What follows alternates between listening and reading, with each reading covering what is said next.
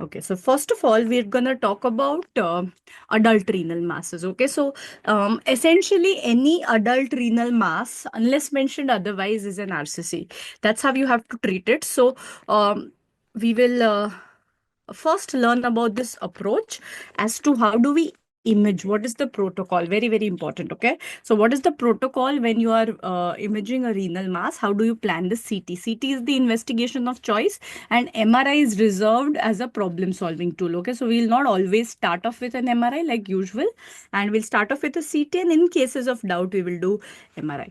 Okay, so four phases we take. If you have a dual energy CT, you can do away with a NCCT. If you don't, then we'll have to take an NCCT non-contrast phase as well in order to pick up subtle hemorrhage, subtle calcification, fat. Like always, that's the utility of a non-contrast scan. Here, particularly, it's important because you want to measure the enhancement. Here, you will see the protocol that, the amount of enhancement that is happening in terms of HU, that quantitative value is also very important. And that's why NCCT is indispensable, means you have to do a non-contrast CT, or if you have a dual energy CT, you will generate the virtual non-contrast images, right? So that's first phase.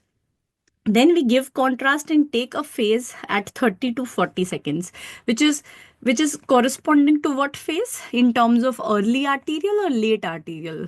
Can somebody tell me what is this phase corresponding to? Late arterial, yes. So this is around 32 seconds is where we time our late arterial. So this is late arterial phase.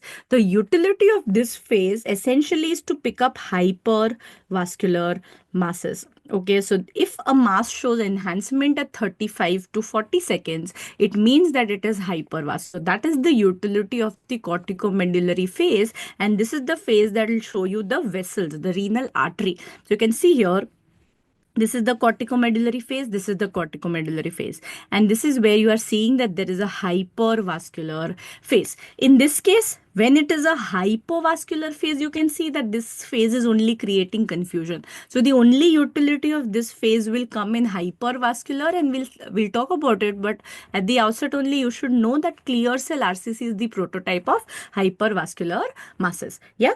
Then comes the nephrogenic phase.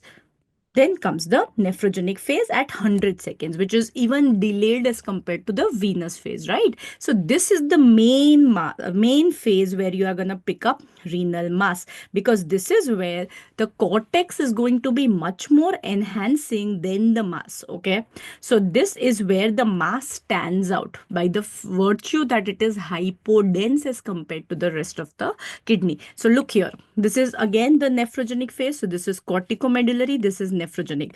Can you appreciate how rest of the cortex has enhanced and the mass is now standing out? Yeah. How to identify the first phase? It's like arterial, right? So you'll see that the aorta is very very bright, whereas here you'll see both aorta and venous have become, so it's equivalent of an arterial or angiographic phase, and this is equivalent of a delayed venous phase. Okay, right. So here you see the mass standing out. Similarly, here in hypovascular lesions also, this is the best phase where we pick out what the mass actually is. Is it a true lesion? Is it a pseudo lesion? So this is where we really get to know that. Okay, so this is nephrogenic. Excretory phase is only to see the ureter. Is there any extension into the collecting system? What is the relationship of the collecting system? So that's the only utility of the excretory phase. And like always, we take it around 10 to 15 minutes. Okay, so this is about the timing, very very important. Now let's understand the protocol. So CECT, if it is heterogeneous, it is a mass. Yeah, so usko ignore karo. If it is homogeneous, now we have to see the signal, the HU. So if the lesion on our CECT is less than 20, remember this number 20 HU is very very important for two reasons. One, अगर CECT में ही 20 HU से कम है, means it is a cyst. Yeah, so this is the first thing. तो cyst पता चल गया. Now, if the lesion is more than 20 HU post contrast, now we need to compare it with non-contrast, because now there are three possibilities. What are the three possibilities when a lesion is more than 20 HU? One is that it's a mass which is enhancing. Yes. Second possibility is that it is a hyperdense cyst. Means what, that it would have been hyperdense to begin with. अगर हम non contrast देखेंगे तब भी वो hyper dense होगा. या सो hyper dense cyst, one, it would be hyperdense to begin with, means the difference will be lesser. Yeah, are you understanding? The difference between non-contrast and contrast will not be much because it has not enhanced. It's just that it was hyperdense to begin with. So that's the second possibility. Third possibility is pseudo enhancement. What is pseudo enhancement is, a lot of times because of the cortex, so this is the cortex which enhances too much. Can you see how on the on the nephrogenic phase the cortex has become very white? So sometimes what can happen is there is a beam hardening effect because of this intense enhancement in cortex, and that is called as pseudo enhancement, जिसके कारण से मास का HU 20 से ज्यादा है, because of which the HU of mass is coming as 20 but actually it is not. ठीक है.